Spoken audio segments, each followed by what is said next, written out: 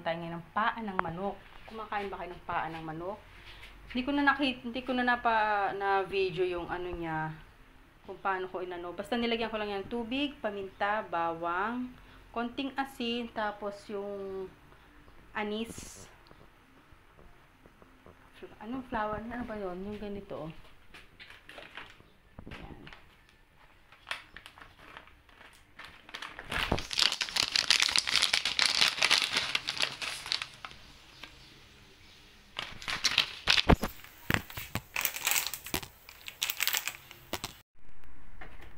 Hi guys!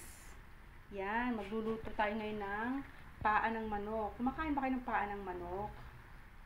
Okay. Okay yan. Pinakuluan muna natin siya. I-fried natin yan.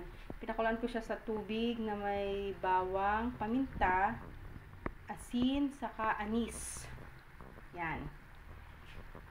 Pagkatapos niyan, iaano na natin siya sa all-purpose flour na may timpla din.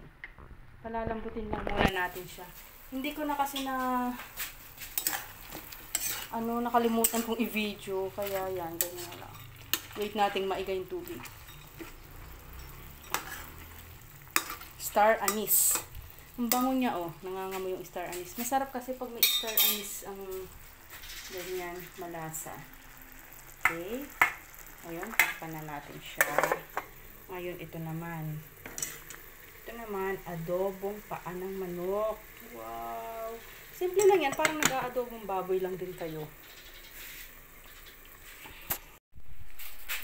Yan, naiiga-iga na siya. Iigahin natin siya para yung sabaw manuot dun sa mga paa ng manok. Yung dumikit lahat dyan yung lasa. Yan, oh. Oh, diba? Sarap yan. Yummy. Oops. Tapos ito. Yan, kumakain ba kayo niya? Hindi pa nakulo. Gustong gusto ko yan. Paa ng manok. Ayan po siya. Kumukulo na siya, oh. Hindi ko na naano to eh. Basta, simple lang naman din para ka nag-aadobo din ng mga baboy, manok. Ano lang yan. Yan, paa ng manok. Siyempre, linisan mo, tanggalin mo yung mga kuko-kuko na yan. At pangit naman pag may kuko yan, lumabo. Tas sibuyas, bawang, paminta. Nilagyan ko siya ng konting chili sauce para medyo maanghang. Tapos, konting asin at asukal. Brown sugar. Mas magandang brown. Para malapot siya, mama. Gusto rin ito ng anak ko eh. Oops. Yan, wait natin. Hanggang sa medyo lumapot-lapot na siya.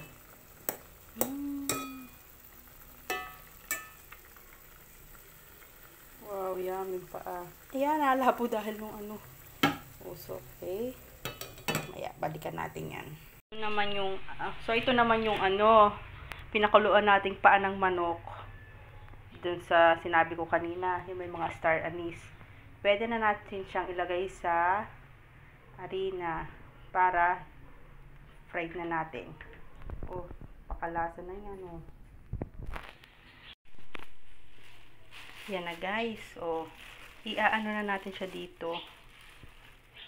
Ito, harin. All-purpose flour. Tapos nilagyan natin ng ang tawag dito, paminta at konting asin. Yun lang. Kasi malasa na naman tong chicken. Tingnan natin.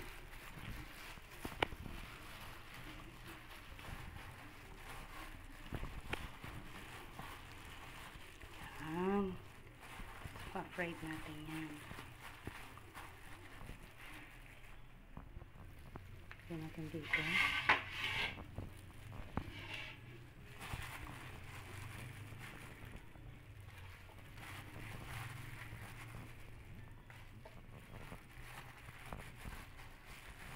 Basta ganyan-ganyan lang.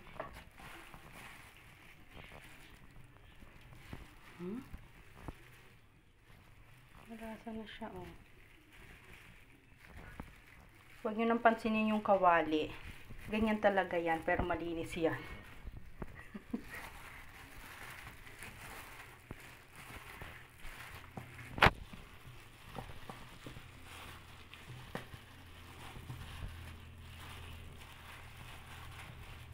Nilagyan ko rin pala tong ano, ng paprika powder. Ito, oh. Yan. Hinaluan ko rin siya ng paprika powder. Pampalasa din kasi yun. Masarap pag may paprika.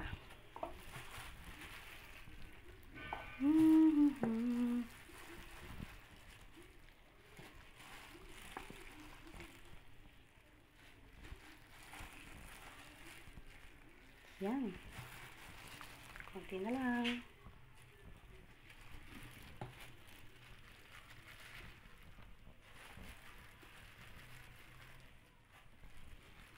Oops. Last. Finish na. Ay, ito yung ano, oh. Yan yung mga star anise. So, nakita yung mga bawang. Ito. Yan, yung black na yan. Star anise yan. Tapos yung mga itim-itim bawang na yan. Ay, bawang. Ano ang tawag doon? Paminta. Okay, ito na siya. Tapos hugasan ko na yung mamaya eh. Okay. Ganyan lang yan. Very easy. Tapos pa-fry na natin. Dapat lahat ng parte may ano. May all-purpose flour para ay.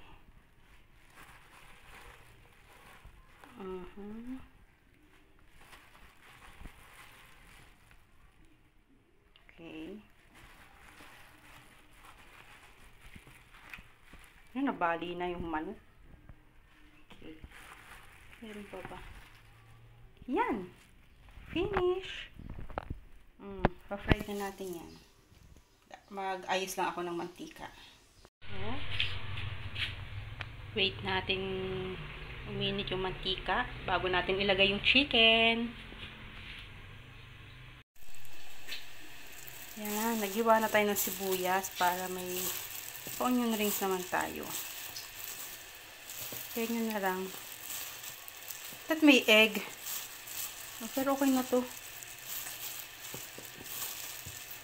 Okay akong egg. Yan, okay. Tarap na nito. Yan, last na to guys. Ito na siya. Ito na yung last. Ito 4 pieces ng paa ng manok. Ay, napakalutong na nito.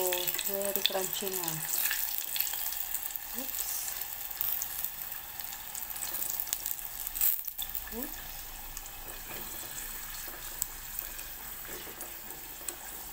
Ang liit nito isa. Wow. Pwede na natin ako. So, ito na guys. Paa ng manok. Diba?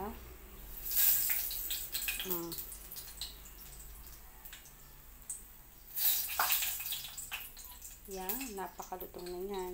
So, babalik na tayo dun sa ating adobong paa ng manok naman. Kasi tapos na tayo dito. Ito na. Ayusin na natin tong ating i-ano na natin siya dito sa itlog.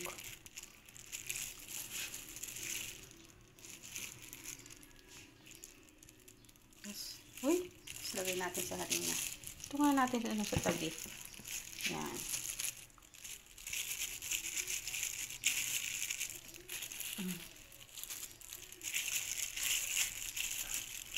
Ito naman iluluto natin. Ano yung itlog oh. Ganyan lang. Ayaw kong kamay. Wow. Ang laki nito. Oops.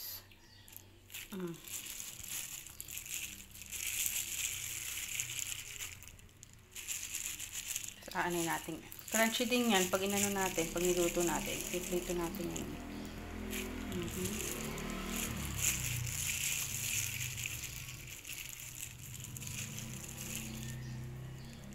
Okay.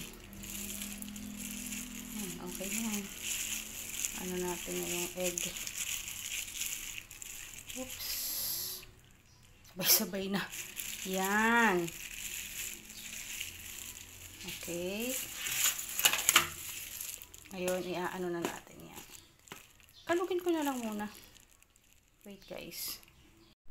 Okay, ito namang onion rings ang ano natin. So, fried natin.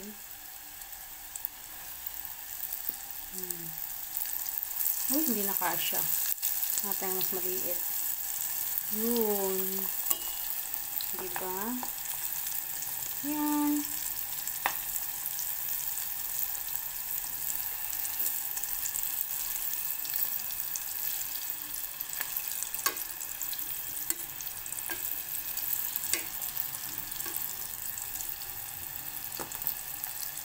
Para naman mag-enjoy yung mga bata sa kakainin nila. May paganyan tayo. Pwede na yan. Crunchy na yan.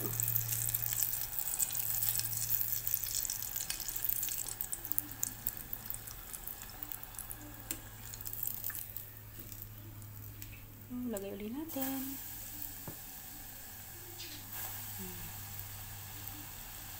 Wow, ang laki nito. Laking bilog.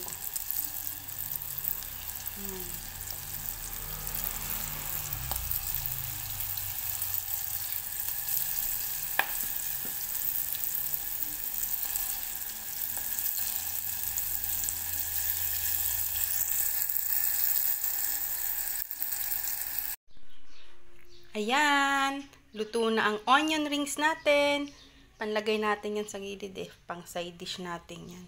Pero masarap din kainin yan. Sarap malutong. Okay. So, gawaan natin ang twistong ito. Hatiin kaya natin to. Itong regular na prito lang. Tapos itong kalahati, lagyan natin ng ng honey para matamis siya. Honey with sesame seeds. Ito nagawa na nga ako Halo natin dyan. Halo-halo lang. Tapos yan, para magkaiba ang flavor.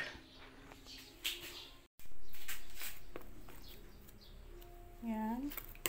Solo ko kasi, basta at least ano lang to, honey. Tapos konting soy sauce. Yan, tapos budburan nyo na ng ng sesame seeds. O, diba? Panalo. May ibang flavor ka na ng manok.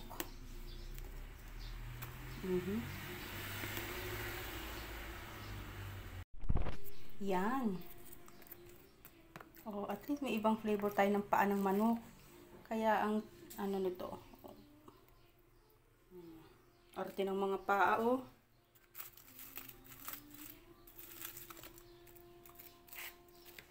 Honey? May nagtanong nga pala sa akin, anong klaseng honey? Kahit anong honey na lang. Kahit yung mga nabibili lang sa palengke, yung mga magkano yung 50 pesos isang bote. Hindi naman kailangan yung napakamahal na honey. Basta lasang honey. Okay na yun. May honey, ka na. Honey chicken feet. Natulo pawis ko.